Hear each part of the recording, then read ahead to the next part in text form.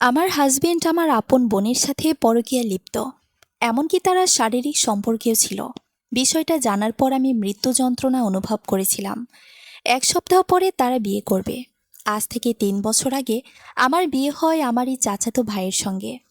পারিবারিকভাবে বিয়ে হয় আমাদের। বিয়ের 2 দিন পরে আমার স্বামী পড়ালেখার উদ্দেশ্যে বিদেশে পাড়ি জমায়। আমি তখনও ছোট, বয়স তখন সবে 16। কিন্তু বিদেশ চলে যাওয়ার পর সে আমার সাথে কোনো রকম যোগাযোগ করেনি। ছোট ছিলাম বলে সেসব পাত্তা দেয়নি। তাছাড়া আমাকে নিয়ে ভাবার মতো কেউ নেই। আমি এতিম, মা নেই, বাবা থেকেও নেই। 3 বছর পর আজ আমি জানতে পারলাম আমার বড় বোনের সাথে ঈশানের সম্পর্ক রয়েছে।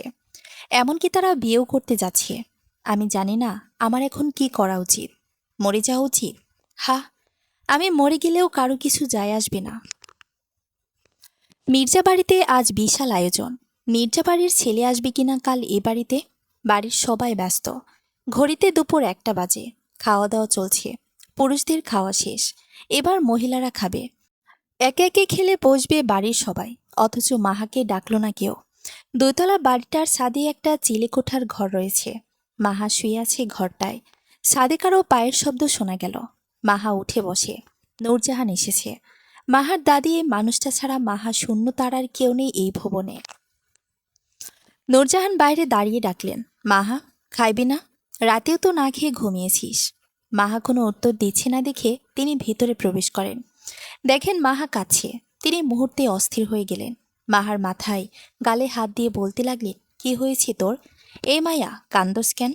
কথা ক মাহা। মাহা ফুপিয়ে কেঁদে ওঠে। দাদির কোলে মাথা রেখে বলতে লাগে, দাদু, আমার সাথে কেন এমন হয়? আমার কপালে কি একটু সুখও আল্লাহ লিখে নাই? আমার কপালে এত দুঃখ কেন দাদু? নূরজাহান জবাব দিতে পারলেন না তিনি কি বলবেন। সান্ত্বনা দেওয়ার মতো কোনো শব্দ খুঁজে পেলেন না। খেতে আয়। যে তোরে চায় না তার জন্য চোখের পানি অপচয় করিস না। সবাই বেইমান দাদু, সবাই বেইমান। নূরজাহান উঠে চলে গেল। কিছুক্ষণ পর ফিরে এলো, খাবার নিয়ে নিজ হাতে খাইয়েও দিল। রাত হয়েছে। মাহা আর তার বড় বোন মন এক রুমে ঘুমায়। প্রতিদিনের মতো মাহা এসে শুয়ে পড়েছে। মন ঘুমাচ্ছে না, তার চোখে মুখে খুশির রেখা চিকচিক করছে। কিছুক্ষণ পরেই মনের ফোনে কল আসে। মন কল রিসিভ করে বারান্দায় চলে যায়। মাহা বুঝতে পারে কে কল করেছে। চিৎকার করে কাঁদতে ইচ্ছে হলো তার। নিজের আপন বোন হলে কি সে এমনটা করতে পারত? পারত না। একবার হলেও ভাবত। মন তো মাহার আপন বোন নয়। ভাগ্যের কি নির্মম পরিহাস। সারা রাত এপাশ ওপাশ করে মাহা কাটিয়ে দেয়। ঘুম হয়নি এক ফোঁটাও। দূরে কোথাও ফজরের আজান দিচ্ছে। সকাল হয়েছে। মাহার না হওয়া স্বামী আর মাত্র কিছুক্ষণের মাঝে এ বাড়িতে পা রাখবে। মাহা মনে মনে এক কঠিন সিদ্ধান্ত নিয়ে নেয়। ভোরের আলো ধীরে ধীরে জানালার ফাঁক গলে ছড়িয়ে পড়ছে। মির্জা বাড়ির ছাদে তখন অদ্ভুত এক নীরবতা। যে নীরবতার ভেতরে শব্দের চেয়ে বেশি ভার জমে থাকে বুকের ভেতর। মাহা একদৃষ্টে ছাদের দরজার দিকে তাকিয়ে আছে। আজ সেই মানুষটা আসবে, যাকে সে একসময় নিজের ভবিষ্যৎ ভেবেছিল। কিন্তু এখন সেই ভবিষ্যৎটাই তার বুকের ভেতর ভাঙা কাচের মতো বিঁধে আছে। মাহা মনে মনে ফিসফিস করে বলল, সবাই যখন নিজের মতো করে বাঁচে, আমি কেন শুধু কষ্ট পাই? তার হাত কাঁপছে না, চোখ আর ভিজে নেই। অদ্ভুত এক শূন্যতা তাকে গ্রাস করেছে। কান্নার জায়গাটাও যেন শুকিয়ে গেছে। তখনই নিচ থেকে শব্দ ভেসে এলো। বাড়িতে হঠাৎই চাঞ্চল্য। গাড়ির হর্ন, মানুষের দৌড়াদৌড়ি। রান্নাঘর থেকে তাড়াহুড়োর আওয়াজ। মির্জা বাড়ির ছেলে এসেছে। মন বারান্দা দিয়ে একবার নিচে তাকিয়ে দ্রুত চুল ঠিক করল। মুখে হাসি, যেটা মাহার চোখে তীরের মতো বিঁধে গেল। মাহা ধীরে ধীরে উঠে দাঁড়ালো। আজ তার ভেতরের কিছু একটা ভেঙে গেছে। কিন্তু আশ্চর্যভাবে সে আর ভাঙতে চায় না। সে এখন শুধু দেখতে চায় শেষটা কোথায় গিয়ে দাঁড়ায়। ঠিক তখন দাদি নূরজাহান আবার ছাদে এলেন। তিনি মাহার দিকে তাকিয়ে কড়া গলায় বললেন, নিচে আয়। আজ কোনো নাটক করবি না। ঘরের মান সম্মান আছে। মাহা হাসল, কিন্তু সেটা হাসি না, একরকম ব্যথার বাঁকা রেখা। আমার কি কোনো মান সম্মান আছে দাদি? নূরজাহান কিছু বললেন না, শুধু দীর্ঘশ্বাস ফেললেন। নিচে নামতেই মাহা দেখল পুরো বাড়ি যেন সাজানো এক মঞ্চ। মির্জা বাড়ির ছেলেকে ঘিরে সবাই ব্যস্ত। আর মন, সে যেন এই গল্পের নায়িকা। মাহা দরজার পাশে দাঁড়িয়ে রইল। হঠাৎ তার চোখ আটকে গেল। মন আর সেই মানুষটা, ঈশান, একই দিকে হাসছে। চোখে চোখ পড়ছে। এমন স্বাভাবিকতা যেন সবকিছু ঠিক আছে। মাহার বুকের ভেতরটা আবার কেঁপে উঠল। কিন্তু এবার সে আর চিৎকার করল না, শুধু খুব আস্তে বলল, তাহলে এটা সত্যি? তারপর সে পেছন ঘুরে হাঁটতে শুরু করলো। কেউ খেয়ালও করল না, কারণ মির্জা বাড়িতে আজ সবাই ব্যস্ত ছিল। ভাঙা একটা মেয়ের নিঃশব্দ পতন দেখার সময় কারণেই মাহা সোজা ছাদের দিকে হাঁটতে লাগলো। আর তার মাথায় শুধু একটাই কথা ঘুরছে, আজ যদি আমি কিছু না করি তাহলে আমি সারা জীবন কিছুই হব না। ছাদের দরজা খুলতেই হালকা বাতাসে মাহার চুল এলোমেলো হয়ে গেল। নিচের বাড়িতে তখনও উৎসবের মতো কোলাহল, কিন্তু ছাদের এই অংশটা যেন আলাদা এক পৃথিবী, নিঃশব্দ, ভারী আর অদ্ভুতভাবে ঠান্ডা। মাহা দরজার দিকে একবার তাকালো। নিচ থেকে ভেসে আসা হাসির শব্দ তার বুকের ভেতরটাকে আরো চাপা দিয়ে দিল। ঠিক তখনই সে শুনল মাহা, নূরজাহানের কণ্ঠ। মাহা ঘুরে দাঁড়ালো না, শুধু বলল, আমি ঠিক আছি দাদি। নূরজাহান ধীরে ধীরে এসে কাছে দাঁড়ালেন। কিছুক্ষণ চুপ থেকে বললেন, মিথ্যা বলিস না, তোর চোখে যা দেখছি সেটা ঠিক থাকা মানুষের চোখ না। মাহা এবার ধীরে ঘুরে তাকালো। তাহলে বলো দাদি, আমি কি করব? সবাই তো নিজের মতো করে সুখী, আমি শুধু বোঝা। নূরজাহান দীর্ঘশ্বাস ফেললেন। তারপর হঠাৎ শক্ত গলায় বললেন, বোঝা না, তুই এখনো দাঁড়িয়ে আছিস মানে তোর ভেতরে শক্তি আছে। মাহা কিছু বলতে যাচ্ছিল, ঠিক তখনই নিচ থেকে আবার শব্দ এলো। এবার কারো গাড়ি থামার শব্দ না, বরং ভারী পায়ের আওয়াজ। একজন ভদ্রলোক ছাদে ওঠার সিঁড়ির দিকে আসছে। নূরজাহান হঠাৎ সতর্ক হয়ে গেলেন, মাহা, নিচে যা। মাহা অবাক হয়ে বলল, কে আসছে? নূরজাহান উত্তর দিলেন না। কিছুক্ষণের মধ্যে সিঁড়ির মাথায় যে মানুষটাকে দেখা গেল, তাকে দেখে মাহা থমকে গেল। ঈশান না, আরও একজন, মাঝবয়সী, গম্ভীর চেহারা, চোখে এমন এক দৃষ্টি যেন সে সবকিছু আগেই জানে। লোকটা ধীরে ধীরে বলল, মির্জাবাড়ির সত্যিটা কি সবাই জানে? নিচে মুহূর্তেই কোলাহল থেমে গেল। মনের মুখে প্রথমবারের মতো অস্বস্তি দেখা গেল। মাহার বুক ধক করে উঠল। নূরজাহান শক্ত গলায় বললেন, আপনি কে? লোকটা একটু থেমে বলল, আমি সেই মানুষ যাকে ডাকলে এই বাড়ির আসল হিসাব খুলে যাবে। মাহা এক পা সামনে এগিয়ে গেল। তার কণ্ঠ এবার কাঁপছে না। কোনো হিসাব? লোকটা মাহার দিকে তাকালো, তারপর খুব শান্তভাবে বলল, তোমার বিয়েটা যেমন পারিবারিক ছিল, তোমার কষ্টটাও পরিকল্পিত। এ কথাটা শোনার সাথে সাথে নিচে যেন সবাই জমে গেল। মনের মুখ ফ্যাকাশে হয়ে গেল। ঈশানের চোখ নামল। আর মাহার মাথার ভেতরটা হঠাৎ ফাঁকা হয়ে গেল। মানে কি বলছেন আপনি? লোকটা ধীরে ধীরে বলল, তোমার স্বামী বিদেশে গিয়ে তোমাকে ভুলে যায়নি মাহা, তাকে দড়ি সরিয়ে রাখা হয়েছিল। নীরবতা, শুধু বাতাসের শব্দ। মাহা এক পা পিছিয়ে গেল। কে সরিয়েছে? লোকটা এবার নিচের দিকে আঙ্গুল তুলে বলল, এই বাড়িরই কেউ। মাহার চোখ ধীরে ধীরে মনের দিকে গেল, আর মন প্রথমবার চোখ নামিয়ে নিল। ঠিক তখনই নূরজাহান খুব আস্তে বললেন, সব সত্যি এখন একসাথে বের হলে এবারে আর বাড়ি থাকবে না। মাহা ফিসফিস করে বলল, আমি শুধু একটা জিনিস জানতে চাই, আমার জীবনের সাথে এই খেলাটা কে খেলেছে? এমন সময় নিচ থেকে আবার ভেসে এলো দরজার শব্দ। এবার কেউ ভেতরে ঢুকছে। নিচতলার দরজা ধীরে খুলতেই পুরো বাড়ি নিস্তব্ধ হয়ে গেল। সবাই তাকিয়ে আছে একই দিকে। সাদা পাঞ্জাবি পরা একজন যুবক ভিতরে ঢুকল। চোখে ক্লান্তি, মুখে কঠিন নীরবতা। মাহা সিঁড়ির মাথা থেকে মানুষটার দিকে তাকিয়ে রইল। তার বুক হঠাৎ কেঁপে উঠল। ঈশান। 3 বছর পর এই প্রথম সে মাহার দিকে তাকালো, কিন্তু সেই চোখে ভালোবাসা নেই, অপরাধবোধও নেই, বরং অদ্ভুত এক চাপা অস্থিরতা। মন দ্রুত নিচে নেমে গেল। ঠোঁটে হাসি এনে বলল, এসেছ? ঈশান মাথা নেড়ে উত্তর দিল, কিন্তু তার চোখ বারবার সিঁড়ির দিকে চলে যাচ্ছে, যেখানে দাঁড়িয়ে আছে মাহা। নূরজাহান ধীরে নিচে নামলেন। তার কণ্ঠ শক্ত। আজ এত আয়োজনের আগে কিছু কথা বলা দরকার। ঘরে থাকা সবাই অবাক হয়ে তাকালো। মাহার চাচা বিরক্ত হয়ে বললেন, এখন আবার কি কথা খালা? নূরজাহান কিছু বলার আগে সেই অচেনা লোকটা সামনে এসে দাঁড়ালো। আমি বলছি। লোকটাকে দেখে অনেকেই চিনে ফেলল। সে ঈশানের বিদেশের অভিভাবক রশিদ সাহেব। ঈশানের বাবা কপাল কুঁচকে বললেন, আপনি এখানে কেন? রশিদ সাহেব ঠান্ডা গলায় বললেন, কারণ একটা মেয়ের জীবন নষ্ট হতে দেখেও আমি চুপ থাকতে পারিনি। ঘরে চাপা গুঞ্জন শুরু হলো। মাহা স্থির দাঁড়িয়ে আছে। তার মনে হচ্ছে আজ সে এমন কিছু শুনবে যেটা তার ভেতরের সবকিছু বদলে দেবে। রশিদ সাহেব ধীরে ধীরে বলতে শুরু করলেন, বিদেশ যাওয়ার পর ঈশান নিয়মিত মাহার সাথে যোগাযোগ করতে চাইতো, কিন্তু প্রতিবারই তাকে বলা হতো মাহা নাকি কথা বলতে চায় না। মাহার চোখ বিস্ময়ে বড় হয়ে গেল। কি? ঈশান নিচের দিকে তাকিয়ে রইল। রশিদ সাহেব আবার বললেন, মাহার লেখা কোনো চিঠি ঈশানের কাছে পৌঁছায়নি, আর ঈশানের পাঠানো কোনো টাকাও মাহা পায়নি। এবার পুরো ঘর স্তব্ধ। মাহা কাপা গলায় বলল, কিন্তু আমি তো কোনো চিঠি পাইনি, কারণ সেগুলো লুকিয়ে ফেলা হয়েছিল। মাহার দৃষ্টি ধীরে ধীরে মনের দিকে গেল। মন অস্থির হয়ে বলল, আমার দিকে এভাবে তাকাচ্ছিস কেন? ঠিক তখনই নূরজাহান কাপা কণ্ঠে বললেন, কারণ সব চিঠি তুই লুকাইছিলি মন। এক মুহূর্তই যেন সময় থেমে গেল। মন চিৎকার করে উঠল, হ্যাঁ, লুকিয়েছি, কারণ আমি ঈশানকে ভালোবাসতাম। সবাই হতবাক। মাহার বুকের ভেতরটা মোচড় দিয়ে উঠল। মন কাঁদতে কাঁদতে বলল, ছোটবেলা থেকে সবকিছু মাহা পেয়েছে, সবাই শুধু ওকেই ভালোবাসতো। একবার, শুধু একবার আমি নিজের জন্য কাউকে চাইছিলাম। মাহা ফিসফিস করে বলল, তাই আমার জীবনটা নষ্ট করলি? মন চোখ মুছে বলল, আমি ভাবিনি এত দূর যাবে। ঈশান এবার মাথা তুলে তাকালো, তার চোখ লাল। কিন্তু তুই জানতিস আমি মাহাকে ভুল বুঝছি, তারপরও তুই আমার পাশে ছিলি। মন কিছু বলল না। নূরজাহান ধীরে বসে পড়লেন। একটা মিথ্যা, একটা সংসার শেষ করে দিল। মাহা আর দাঁড়িয়ে থাকতে পারল না। সে ধীরে ধীরে পিছিয়ে গেল। তার মনে হচ্ছে বুকের ভেতর কেউ পাথর চাপা দিয়েছে। ঈশান এক পা সামনে বাড়ালো। মাহা, আমি। একদম না। মাহা হাত তুলে থামিয়ে দিল। তার চোখে পানি, কিন্তু কণ্ঠে অদ্ভুত দৃঢ়তা। আজ আমার কাছে কেউ কোনো ব্যাখ্যা দিবে না, বলেই সে সোজা ওপরে চলে গেল। আর নিচে দাঁড়িয়ে সবাই বুঝতে পারল, সব সত্যি প্রকাশ পেলেও ভাঙা বিশ্বাস আর আগের জায়গায় ফেরে না। রাত গভীর। মির্জাবাড়ির সব আলো জ্বলছে, অথচ বাড়িটা যেন অন্ধকারে ডুবে আছে। মাহা ছাদের কোণে বসে আকাশের দিকে তাকিয়ে আছে। তার চোখ শুকনো। এত কান্নার পর হয়তো চোখেও আর পানি থাকে না। পেছনে কারো পায়ের শব্দ হলো। ঈশান। মাহা তাকালো না।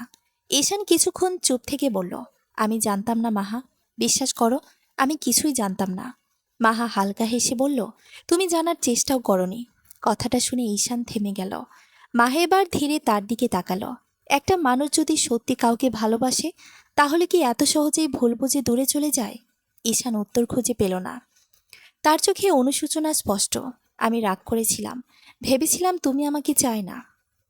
মাহা মাথা নেড়ে বলল, আর তুমি সেই রাগে আমার বোনকে ভালোবেসে ফেললে? ঈশান চুপ। এই নীরবতাই উত্তর। মাহার বুকের ভেতরটা আবার মোচড় দিয়ে উঠল। কিন্তু এবার সে কান্না চাপল না, কারণ আজ সে বুঝেছে সবচেয়ে বেশি কষ্ট তখনই হয় যখন প্রিয় মানুষটা ভুল করে না, বরং সহজে অন্য কাউকে বেছে নেয়। হঠাৎ ঈশান বলল, আমি সব ঠিক করতে চাই। মাহা ধীরে দাঁড়িয়ে গেল। সব? হ্যাঁ। তাহলে 3 বছর ফিরিয়ে দাও। ঈশান স্তব্ধ। মাহা এবার খুব শান্ত গলায় বলল, আমার 16 বছরের সেই মেয়েটাকে ফিরিয়ে দাও, যে প্রতি রাতে তোমার ফোনের অপেক্ষায় থাকতো। বাতাস থেমে গেল যেন। ঈশানের চোখ ভিজে উঠল। আমি ভুল করেছি মাহা? না। মাহা মাথা নেড়ে বলল, তুমি সিদ্ধান্ত নিয়েছিলে। এ কথাটা ঈশানকে নিঃশব্দ করে দিল। কিছুক্ষণ পর মাহা আবার বলল, তোমরা বিয়ে করে ফেলো। ঈশান চমকে উঠল। কি বলছো? যে সম্পর্ক এত দূর গেছে, সেটা থামিয়ে লাভ কি? আমি কারো বোঝা হয়ে থাকতে চাই না, কিন্তু আমি এখন সব জানি। মাহা মৃদু হাসল। অনেক দেরি হয়ে গেছে ঈশান। তারপর সে ধীরে ধীরে নিচে নামতে লাগলো। ঈশান পেছন থেকে ডাকলো, মাহা। মাহা থামল না, কারণ সে জানে কিছু মানুষ জীবনের দেরিতে সত্য বোঝে, আর তখন পর্যন্ত সবকিছু শেষ হয়ে যায়। নিচে নামতেই মাহা শুনতে পেল ঘরের ভিতর তর্কের শব্দ। মন কাছে, আমি ঈশানকে ছাড়া বাঁচব না। মাহা দরজার সামনে থেমে গেল। তারপর খুব আস্তে বলল, আর আমি তো বেঁচেই আছি, তাই না? কথাটা কেউ শুনল না, শুধু নূরজাহান শুনলেন। আর সেই মুহূর্তে প্রথমবারের মতো বৃদ্ধা মহিলার চোখ বেয়ে পানি গড়িয়ে পড়ল। ভোরের আলো ফোটার আগে মির্জাবাড়ি অস্বাভাবিকভাবে শান্ত হয়ে গেছে। গত রাতের ঝড় যেন পুরো ঘরকে নিঃশব্দ করে রেখে গেছে। মাহা নিজের ঘরে বসে আছে। জানালার বাইরে আকাশ ধীরে ধীরে ধূসর থেকে হালকা নীল হচ্ছে। সে একবারও শুয়ে পড়েনি, কারণ ঘুম তার কাছে এখন বিলাসিতা নয়, একটা অচেনা জিনিস, যেটা আর ফিরে আসে না। হঠাৎ দরজায় নখ হলো। নূরজাহান ভেতরে ঢুকলেন, হাতে একটা পুরনো খাম। এটা তোর জন্য ছিল, তিনি ধীরে বললেন। মাহা তাকালো, কার কাছ থেকে? নূরজাহান একটু থেমে বললেন, তোর স্বামীর পাঠানো প্রথম চিঠি, যেটা এতদিন আমার কাছে ছিল। মাহার চোখ কেঁপে উঠল, তুমি লুকিয়েছিলে? নূরজাহান মাথা নিচু করলেন, আমি ভেবেছিলাম বিদেশে গেলে সব ঠিক হয়ে যাবে, তুই কষ্ট পাস না, তাই আমি ভুল করেছি। মাহা ধীরে খামটা হাতে নিল, হাত কাঁপছে। খাম খুলতে ভেতর থেকে একটা চিঠি বের হলো, লেখা ঝাপসা, কিন্তু শব্দগুলো স্পষ্ট। মাহা, আমি ভালো আছি না, কিন্তু তোমাকে ভুলিনি। মাহার পড়তে পারল না, চিঠিতে তার হাত থেকে পড়ে গেল। তাহলে এতদিন সব মিথ্যা ছিল? নূরজাহান কাঁদতে কাঁদতে বললেন, সবাই কিছু না কিছু লুকিয়েছে মা, আর সেই লুকানো জিনিসগুলোই তোর জীবন শেষ করে দিয়েছে। মাহা উঠে দাঁড়ালো। তার চোখে এখন কান্না নেই, শুধু স্থিরতা। আমি আর এখানে থাকবো না। নূরজাহান চমকে উঠলেন, কোথায় যাবি? মাহা শান্ত গলায় বলল, যেখানে কেউ আমাকে কারো বোঝা ভাববে না। নিচে তখন ঈশান দাঁড়িয়েছিল। মাহা সিঁড়ি দিয়ে নামতে নামতে তাকে একবার দেখল। ঈশান এগিয়ে এলো। তুমি কোথায় যাচ্ছ? মাহা থামল নিজের কাছে। ঈশান অসহায় গলায় বলল, আমি তোমাকে থামাতে পারি না। মাহা হালকা মাথা নেড়ে বলল, না ঈশান, তুমি শুধু একটা কাজ করতে পারো। কি? নিজেকে ক্ষমা করা। এ বলে মাহা দরজা খুলে বেরিয়ে গেল। আর পেছনে রয়ে গেল একটা বাড়ি, যেখানে সবাই ছিল কিন্তু কেউ কারো ছিল না।